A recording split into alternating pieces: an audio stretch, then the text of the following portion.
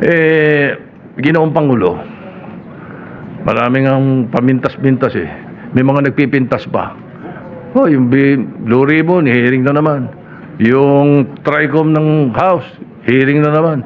Yung ICI, wala namang power. Ang dami natin naririnig na gano'n eh. O eto, through this bill, we will be creating a balanced, effective, and most importantly, an independent investigative body tasked to look into this systematic corruption through which billions of pesos intended for infrastructure projects have been lost. Seth, allow me first and foremost to thank Senator Francis Pangilinan, Chairman of the Committee on Justice, for acting with dispatch on this measure that is timely and necessary at this point. Mr. President, every devastating typhoon or monsoon that flooded our streets, severely damaged houses, destroyed livelihood, hampered our day-to-day activities, and claimed lives. We are reminded of the Filipino people's unwavering resiliency. Yes, all right. But this should no longer be the conversation. Resiliency should not be celebrated when accountability is deniably lacking. Filipino people surviving yet another flood should no longer be the topic of the next news article.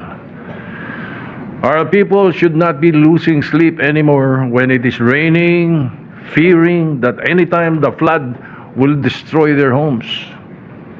Due to the geography of our country, we are very vulnerable to calamities.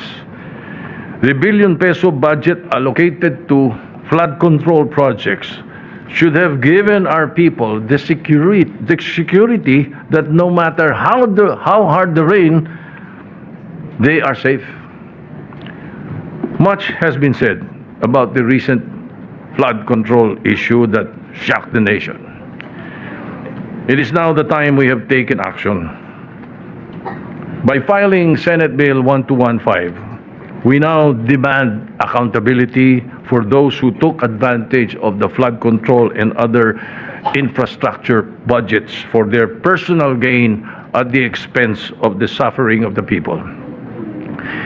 Ginoong Pangulo, maraming ang pamintas-pintas eh. May mga nagpipintas pa. Oh, yung Blue Ribbon, hearing na naman. Yung Tricom ng House, hearing na naman. Yung ICI, wala namang power. Ang dami natin naririnig na gano'n eh. O eto, through this bill, we will be creating a balanced, effective, and most importantly, an independent investigative body tasked to look into this systematic corruption through which billions of pesos intended for infrastructure projects have been lost. Until every person involved is held accountable, until every peso has been recovered, until every Filipino is safe during calamities, we should not stop acting. Again, my thanks to the committee chairman, to you and my esteemed colleagues. Hopefully, the immediate passage of this measure. Thank you, Mr. President.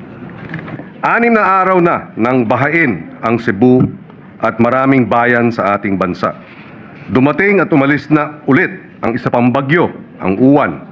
52 araw na ng malawakang protesta laban sa flood control scam noong September 21. Patuloy na nakaabang ang ating mga kababayan sa magiging kahihinatnan ng pinakamalaking corruption scandal sa kasaysayan ng ating republika.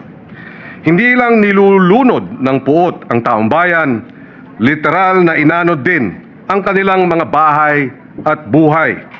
Inaanod na rin ang batayang tiwala ng karaniwang mamamayan sa pamalaang may sinumpang tungkulin na pangalagaan ang kanilang interes. Hindi lang hagupit ng kalikasan ang dahilan ng ilang daang pagkamatay at pagkawala sa iba't ibang sulok ng bansa.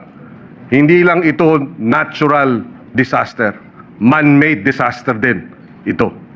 Malaking dahilan ng man-made disaster na ito ay ang massive systemic corruption.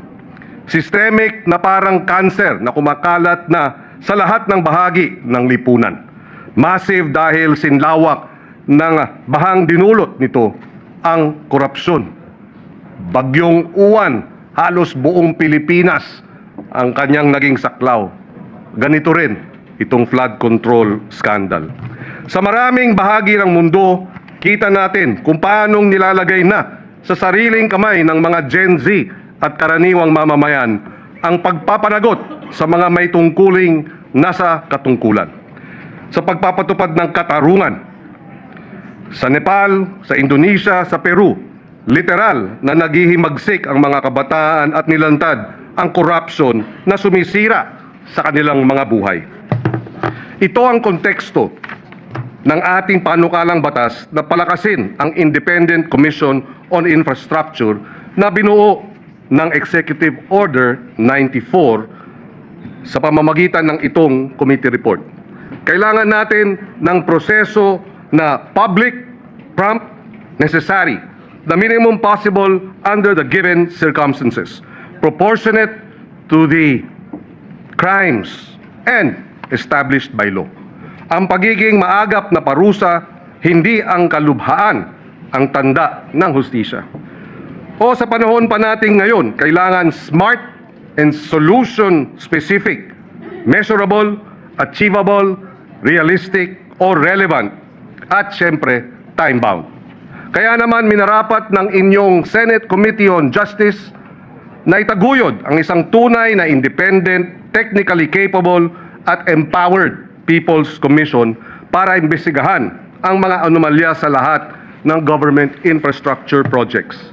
Unprecedented ang kurakot, unprecedented ang bunga ng krimen, kailangan unprecedented din ang pagpapanagot. Kaya binigyan ng panukalang batas na ito ng kapangyarihan ang Independent People's Commission para magsabina, mag-usig, magsuspinde, mag-freeze ng assets at sundan ang pera saan man ito nandoon. Ika nga, follow the money. The proposed measure expands the powers of the ICI to include the powers of contempt to cite individuals and entities for contempt, the power to cancel professional licenses of the PRC, the power to grant witness immunity and protection, the power to issue lookout orders and recommend HDO to proper authorities, the power to suspend and blacklist contractors and remove them from PhilJeps, the power to recommend to the President policy measures, the power to temporarily issue closure orders, the power to temporarily sequester assets, the power to deputize the NBI, the PNP, the CIDG, and other law enforcement agencies in the conduct of its investigation. Dulot na rin ng pangalang nito, magsisilbing People's Watchdog ang komisyon. Magkakaroon ito ng fiscal independence at tunay na proteksyon para sa mga kakantang whistleblowers, sa mga citizen monitors. Papaganahin nito ang karaniwang boses para sa tunay na pagpapanagot sa kurakot. Bagamat suklam na suklam tayo, kailangan pa rin ng due process. Ang katarungan ay hindi kasangkapan ng paghihigante. Kailangan public ang mga pandinig, patas at walang pinapanigan ang investigasyon at ang bunga ay nakabatay sa katotohanan at sa batas. Pasanin natin ito sa bawat Pilipinong umaakyat sa kanilang mga bubong, nagdadasal para sa kanilang kaligtasan. Pasanin natin sa bawat magulang na nawalan ng anak sa sakunang pwede namang maiwasan. Tungkulin natin ito sa lahat ng humihingi ng katarungan, ng pananagutan at ng pagbabago.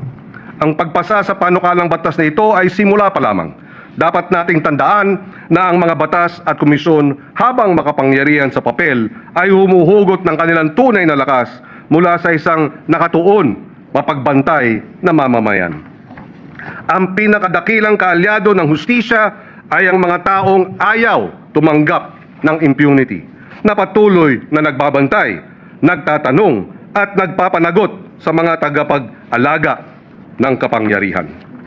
Ipasara natin ang panukalang batas na ito, hindi bilang isa pang hungkag na kilos, kundi bilang isang bagong tipan sa pagkakaisa ng ating tinig. Hindi natitinag ang ating pagtutol sa katiwalian at hindi natitinag ang ating pagbabantay. Itayo at itaguyod natin ang isang pamahalaan na tunay na mapagkakatiwalaan ng sambayanang Pilipino.